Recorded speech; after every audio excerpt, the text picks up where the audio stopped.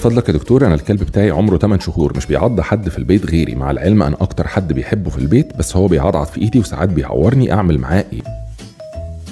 الاول قبل ما اقولك تعملي معاه ايه خلينا نفهم هو بيعمل كده ليه. لو حبينا نفهم الموضوع ده بنظريه السيطره وان الكلب بيكرهك وعاوز يسيطر عليكي ويأذيكي، فاكيد الموضوع مش ماشي صح. زي اكتر حد بيحبه وازاي يكون عاوز يأذيه.